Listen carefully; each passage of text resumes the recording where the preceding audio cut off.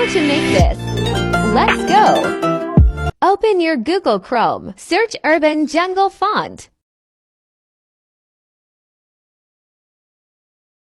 Click on first link.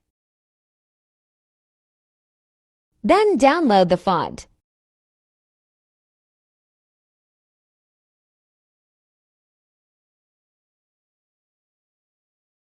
Open and save to file.